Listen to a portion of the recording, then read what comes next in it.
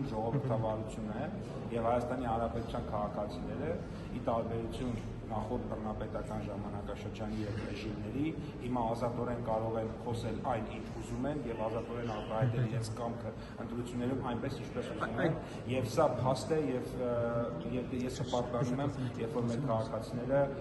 նաեւ այդպես են այդ խոսքի ազատությունից օգտվելով է Նիկոլ Փաշինյանը դիմադրիներին անվանում համբալ եւ ձեր նիստերին էլ օրինակ ձեզ հետ այդպես խոսում ձեր երբեւե համբալ ասած կա ձեր թիմակիցներին եթե ինչ որ բան ես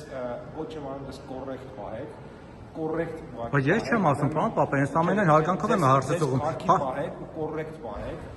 ես թե դու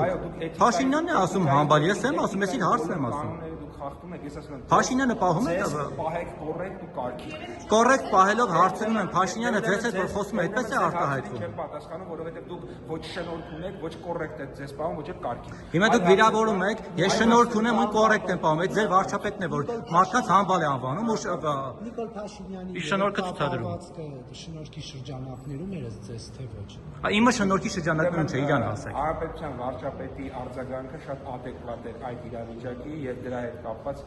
ավելի ներգրավություններ չունենք համբալ ասելը ճիշտ է հեղափոխական գաղափարների շրջանակներում էլ ատելության խոսքը բացառելի հեղափոխական գաղափարի շրջանակում է որ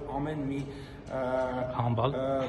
ամեն մի ժողովրդի կողմից գողության եւ ավազակության մեջ մեղադրվող չկարողանա ժողովրդի իշխանությանը ասի ինչ որ մտքով ասում է ու դա եթե ասում էլ է պիտի դա պատասխանի այսինքն պատասխանը համբալ ասելն է պատասխանը պարոն Պապայան